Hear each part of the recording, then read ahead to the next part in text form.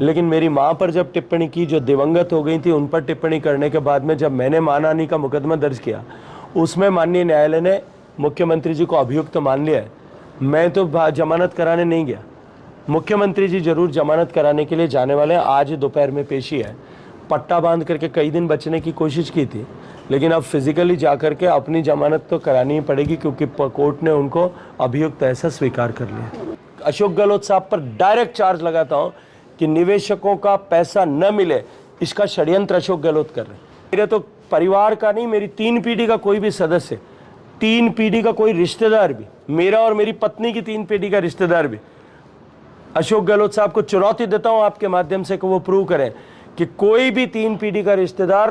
केवल संजीवनी नहीं, हिंदुस्तान की किसी क्रेडिट कोऑपरेटिव सोसाइटी में न तो उसका फाउंडर है, न उसका डायरेक्टर है, न उसका एम्प्लॉय है, न उसका निवेशक है, न उसका बोरोवर है, उधार लिया है, न उसका एजेंट है, और न प्राइमरी मेंबर ही है किसी भी सोसाइटी में।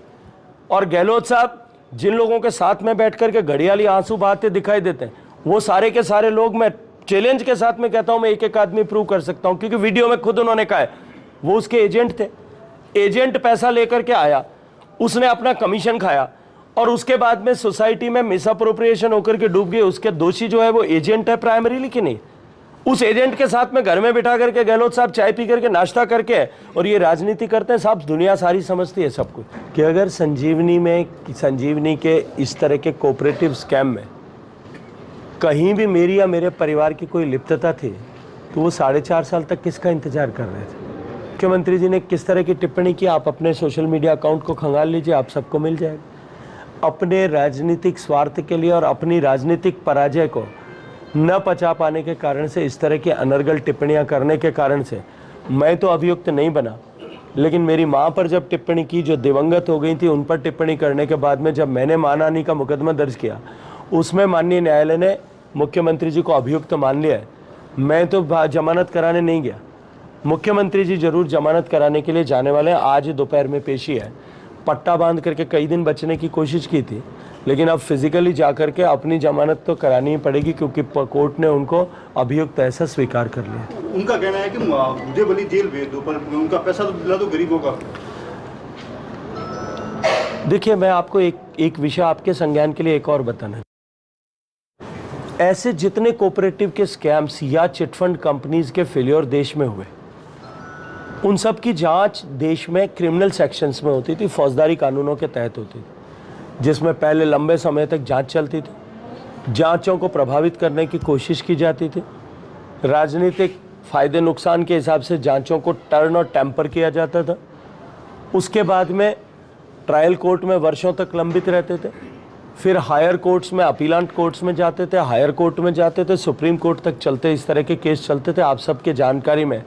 वर्षों तक इस तरह के केसों पर निस्तारण नहीं हो पाता, और अंततः क्रिमिनल सेक्शंस में उन ऐसे घोटालेबाजों और घपलेबाजों को, कुछ लोगों को सजा शायद 1-2 जगह पे हुई हो, लेकिन निवेशक का पैसा वापस नहीं मिलता था। इसके लिए भारत सरकार ने एक बिल प्रस्तुत करके 2019 में banning of unregulated deposit schemes ऐसा एक कानून पारित कराया, जिसको राष्ट्रपति जी ने स्वीकृति प्रदान की और वो देश का कानून बना। उस कानून में स्पष्ट प्रावधान है कि कोई भी कोऑपरेटिव सोसाइटी जब या कोई भी चिटफंड कंपनी फेल होती है, तो हर प्रदेश उस कानून के तहत मुकदमे दर्ज करेगा। मुकदमे दर्ज करने के बाद में अगर वो केवल एक स्टेट में है ही उसका ऑपरेशन है, तो उसमें अपने यहाँ पर एक स्टेट लेवल पर कॉम्पिटेंट अथॉरिटी का नियुक्त करेगा। अगर एक से ज़्यादा स्टेट में कोई multi state credit cooperative society है और वो फेल हुई है, तो उसकी जांच के लिए अनिवार्य रूप से मैं लैंग्वेज भी पढ़ सकता हूँ, section 30 of banning of unregulated deposit schemes act says that having reported by police और otherwise about any scam or misappropriation under the BUDS Act, it shall be referred to Government of India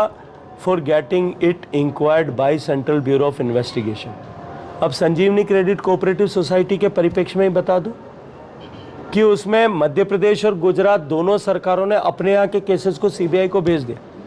अगर CBI को ये case भेजा जाता है राजस्थान से,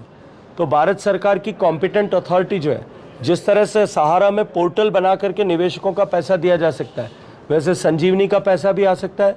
आदर्श के निवेशकों का पैसा भी लौटाया जा सकता है, नवजीवन के सब निवेशकों का भी लौटाया जा सकता है, और उसके अतिरिक्त जितनी है, मैं तो सबके नाम बता सकता हूं, लेकिन कोशिश करिएगा उनमें से आप लोग जितनी multi state credit cooperative society, उनके निवेशकों का पैसा मिल सकता है। जब मध्य प्रदेश ने सौंप दिया, गुजरात ने सौंप दिया, राजस्थान की सरकार ने बर्ड्स एक्ट में सारे केसेस रजिस्टर किए, उसी के प्रोविजंस के अंडर में रजिस्टर किए, लेकिन उसको सीबीआई को क्यों नहीं भेजा जा रहा? वो इसलिए नहीं भेजा जा रहा कि सीबीआई को यदि भेज देंगे तो गजेंद्र सिंह का गला फंसाने के जो उनका षड्यंत्र है, वो षड्यंत्र पूरा नहीं हो पाएगा। और मैं आज जिम्मेदारी के साथ में आरोप लगा रहा हूँ अशोक गहलोत साहब और उनकी सरकार दोनों पर, कि अपने राजनीतिक लालच में वो संजीवनी क्रेडिट कोऑपरेटिव सोसाइटी और इन सब सोसाइटीज़ के निवेशकों को पैसा न मिले, और क्योंकि इनके सारे निवेशक, इनके सारे निदेशक जो फाउंडर हैं वो कांग्रेस पार्टी के नेता हैं, इसलिए कांग्रेस पार्टी से संबद्ध है, इसलिए उनको लाभ पहुंचाने के लिए इन निवेशकों के हित में घड़ियाली आंसू बहाते हैं, लेकिन उनको पैसा मिल सके न मिले इसका षड्यंत्र कर रहे हैं। अगर बर्ड्स एक्ट में उसको ट्रांसफ़र कर, सरकार ट्रांसफ़र कर देती तो अब तक शायद निवेशकों का पैसा मिल जाता है, उसकी प्रक्रिया प्रारंभ हो जाती। उस कानून के तहत इस तरह का प्रावधान है कि कॉम्पिटेंट अथॉरिटी जो है उस सोसाइटी के सारे असेट्स को सीज करके केस का डिस्पोजल होने से पहले ही उनको बेच करके निवेशकों का पैसा मूलधन वापस लौटा सकती है। लेकिन जब राजस्थान में दुर्भाग्य से ये निवेशक अपनी सोसाइटी बना करके, एक समिति बना करके हाईकोर्ट में गए, केस सुप्रीम कोर्ट को भेजा जाए, कानून के तहत आवश्यक है, ये निवेदन लेकर के हाईकोर्ट में गए। आप लोग एक बार थोड़ा खोज करिएगा कितने करोड़ रुपए देकर के, मुझे जो सूचना लोगों ने दी है, हो सकता है कि शायद कहीं उसमें थोड़ा बहुत 19-20 फर्क भी हो सकता है, कि राजस्थान की सरकार अब तक 4-5 करोड़ रुपए वकीलों को फीस का भुगतान कर चुकी है कि केस सीबीआई में नहीं चला जाए। अगर सीबीआई में चला गया तो उनकी जो आकांक्षाएं और अपेक्षाएं उनकी पूर्ति नहीं हो पाएगी। मैं आज आपके माध्यम से अशोक गहलोत साहब पर डायरेक्ट चार्ज लगाता हूं कि निवेशकों का पैसा न मिले, इसका षड्यंत्र अशोक गहलोत कर रहे हैं।